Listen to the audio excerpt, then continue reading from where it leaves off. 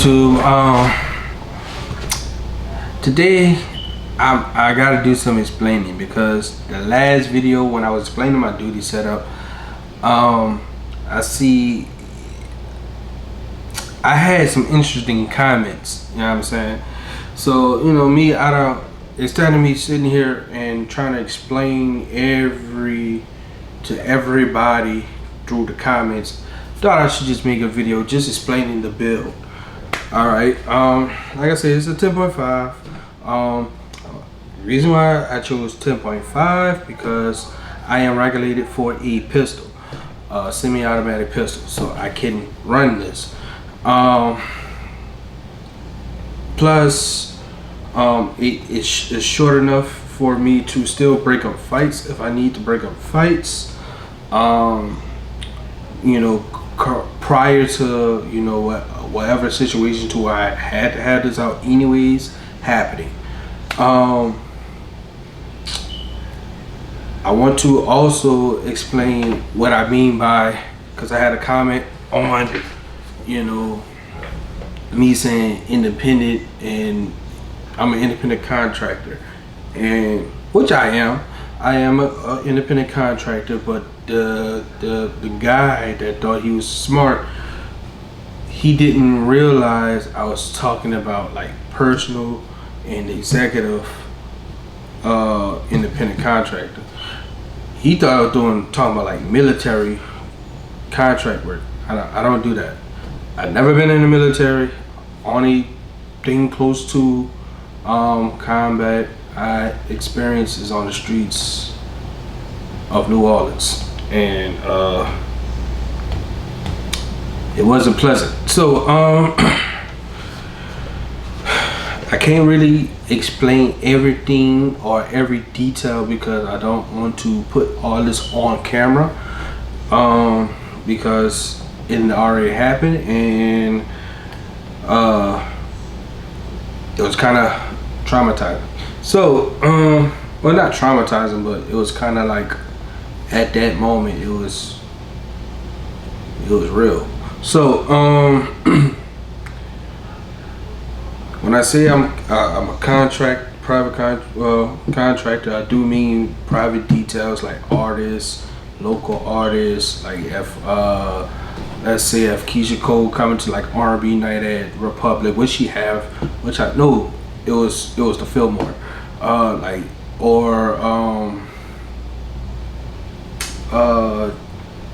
Mario going to, like when I did Mario when he went to the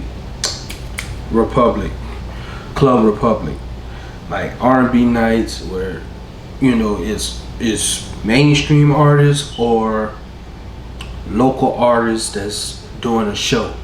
You know what I'm saying? And they hire me, to do whatever. If I need to wait for them outside in a car, by the car, to make sure they get in the car and get in the car safe and get to the hotel safe or wherever they're going safe. Or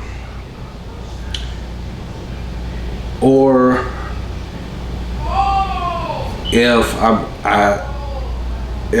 a club is like a man short and they need me, they'll book me, and I'll be there with another team. That's pretty much down here in New Orleans. It's a lot of independent contracted security guards in the city. It is so many, like a lot, because the companies and corporations don't really pay much. You know what I'm saying? And one way you'll see real money is if you have you doing security work federally, which what I do on the water. So doing that is totally separate from when I'm on the water. When I'm on the water, I'm just a regular security guard. I'm not, I don't have nothing like this, because it's, like I said, it's water. I have to, anything that happens, or if I shoot, or I have to, do anything pertaining to unaliving somebody, I have to report to Coast Guard. So that's that. That's the difference. So that's why I said I do independent work and I work for a company. So I kind of live both spectrums of the security realm, which is just weird. Is weird, especially in New Orleans, because like I said, you do your state board shit, you do your tests, you do your hours, your class, get your insurance, and that's it. Like, you are a New Orleans or Louisiana security guard. You can either be working for a company, working for yourself, or working or operating as a team or anything like that. So that's what I mean by independent. All right. So getting into the build. Getting into the build. A lot of people had. It was the most comments was this right here. Right. I'm gonna try to explain why very quickly, because I don't want to make this a long drawn out video.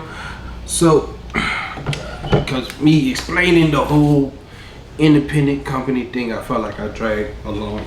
So pretty much I used to run lower third or absolute co-witness, and when I was at Club Spades, we had situations that I don't want to talk about in detail because I'm on camera. Where I had situations to where, and this is around the time I first started and really started getting into training and stuff. So I didn't know half the stuff I know now.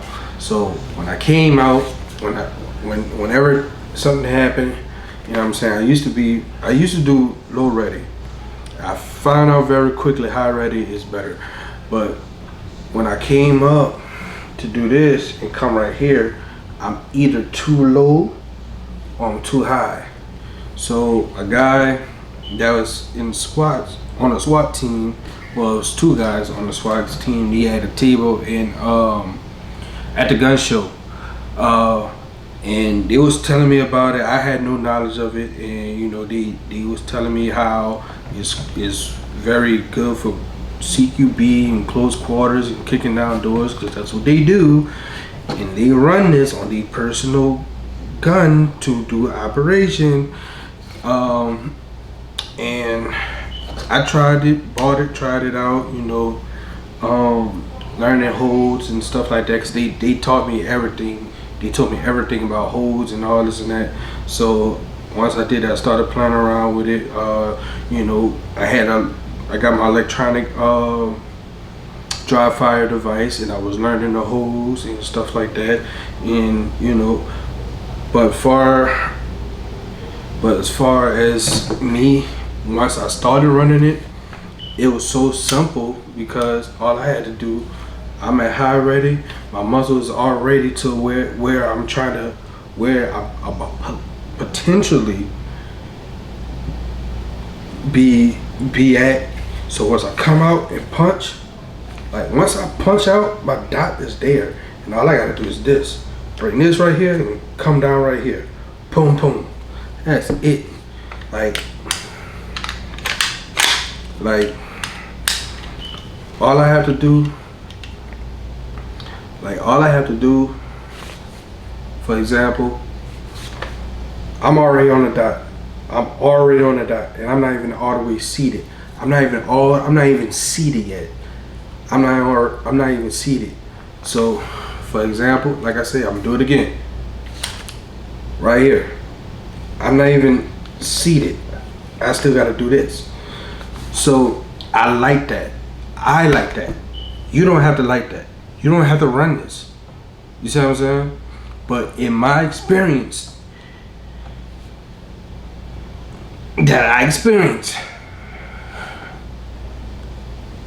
I feel comfortable running rises.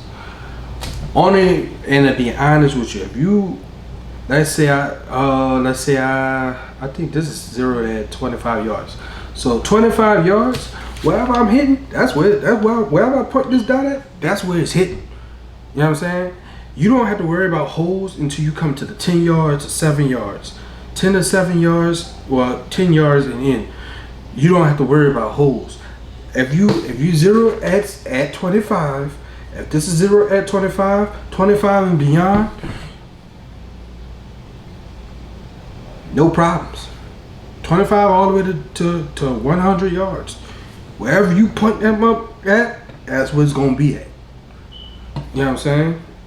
And if you do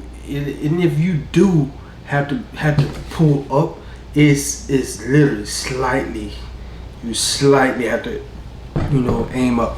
You know what I'm saying? So, and that's just me. That's why I like to run. You don't have to run this. You can run lower 1/3 or absolute co-witness. That's cool, but you can't critique the way I do things. Cause the guy was like, I can tell you don't do security work. I'm like, mother, I have 5 years in this. 5 years. 5 years of bullets flying past me. 5 years of YNs pop shooting. YNs doing retarded stuff with guns. I have 5 years of this. 5 years of running with a team, with multiple teams, doing this stuff. Like that was an insult. At some point, you gotta know when to stop. You gotta know when to critique, when to stop.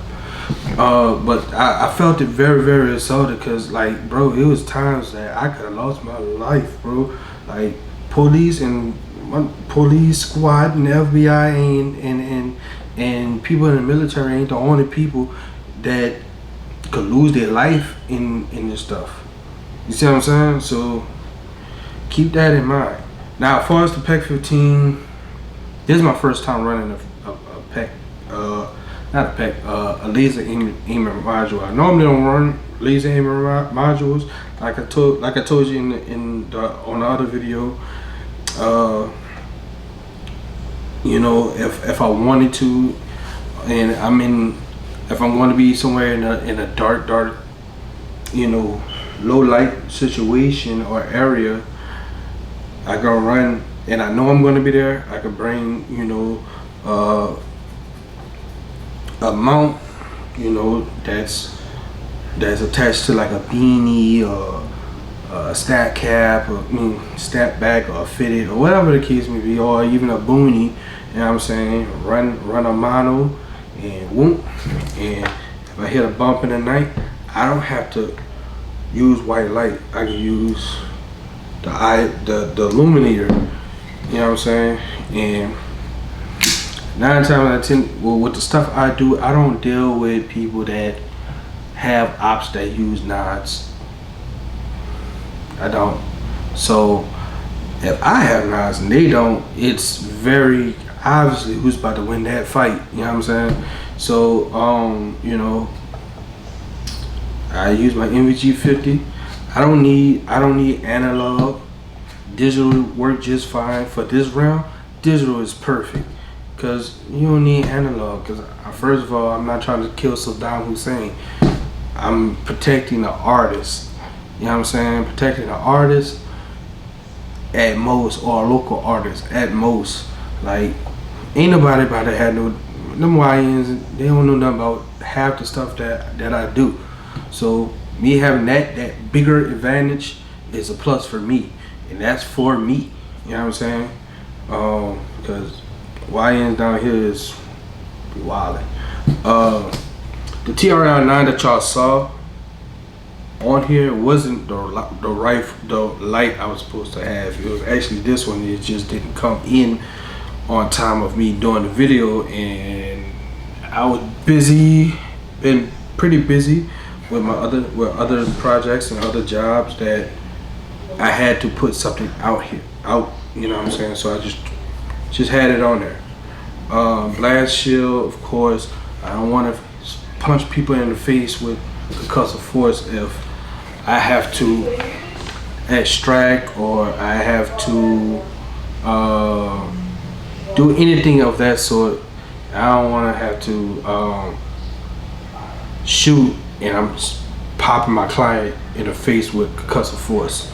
You know what I'm saying? It's bad enough it's going to be loud because it's 10.5 inches. So, you know, what else they critiqued about? Oh, the folder. If I'm in a car, because a lot of these YNs that's local artists like to stunt and stuff, so they be renting out vets and Maros and stuff like that, and it's so small in the inside, especially the vet, that I just thought it'd just be easier if I just right here and tuck it. You know what I'm saying? And if I need to get, if I need to come in, you know what I'm saying? If I need to come out the car and, be on some quick drum McGraw, I can do that. I can be on quick drum McGraw time. You know what I'm saying? Because really, like I said, you got, boom. You know what I'm saying? I can do it like that. So,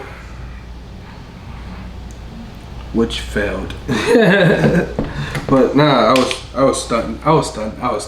But if I wanted to, I could just come in and, come around the car, whatever. I was stunting. I was trying to look cool. That was an epic fail. But other than that, I do have a cheap riser coming. I still have to wait for that. Cause the guy was like, first of all, it's too high, and my magnifier didn't line up. That the magnifier wasn't even for this gun; it's for another build. But I have, like I said, I just have a lot of stuff that just didn't come in yet. But I do have a pick rail section that's going to bring it up to be even with the dot, because I refuse to buy another riser. Because I had to buy another one for my GPR.